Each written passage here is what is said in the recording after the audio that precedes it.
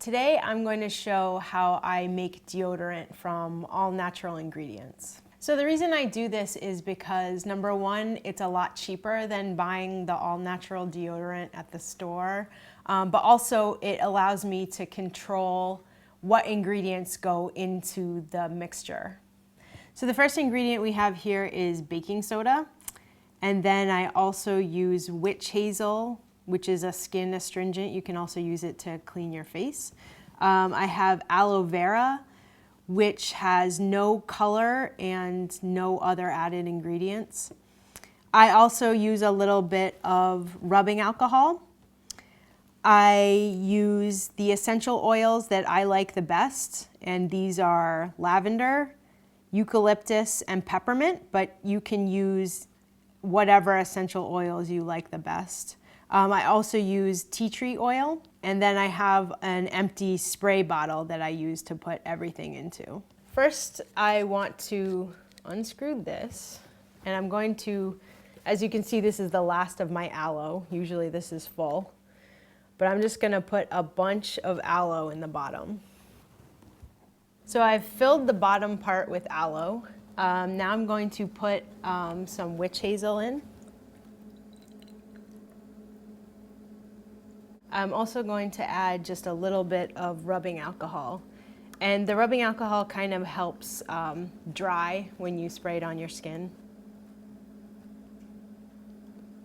So my proportions, I kind of just make up as I go along, whatever feels like it's going to be a good amount. You can change the variations just based on what you think is best.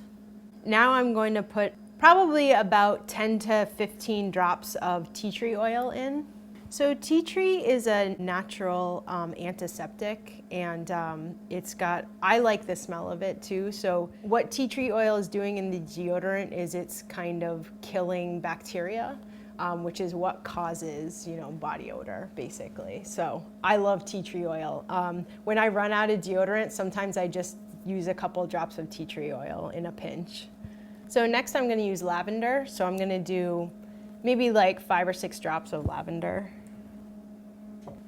And eucalyptus, which I also like, so I'll probably do the same, 5 to 6 drops. So these are pure essential oils, and I use these mostly just for the scent. Any essential oil that you like that's good to your skin, you can use. I've put pure peppermint oil on my skin, and it was not fun. It actually felt like it was burning my skin. So peppermint oil might be too harsh for some people, so I like the way it smells, so I'm just gonna put 2 drops in. So my last ingredient is baking soda, and the weird thing is you can kind of see how the bottom of this is that aloe vera gel. And the funny thing about baking soda is once you put it in there, it makes the gel into a liquid. So that's kind of helpful. It's probably about a teaspoon of baking soda.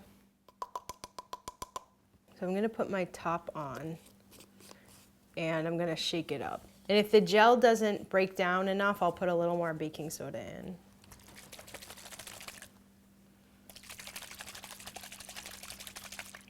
All the ingredients, the witch hazel, the rubbing alcohol, baking soda, aloe, they're all readily available and they're all pretty cheap. The essential oils, you can look online and buy them as cheap as possible. The most expensive one that I bought was the tea tree oil. But a 1 ounce bottle of tea tree oil has lasted me at times for several years, 5 to 6 years. So, this is just a 1 ounce bottle, and it should last you a long time. It does look a little cloudy. It gets clear over time. And usually on the days that I use it, I'll just shake it up beforehand. But it pretty much just stays liquid. And if I want to, I could add a little more witch hazel just to get it all the way to the top. But that's it. I love it. It's all natural. It's all the ingredients that I chose, and it works great.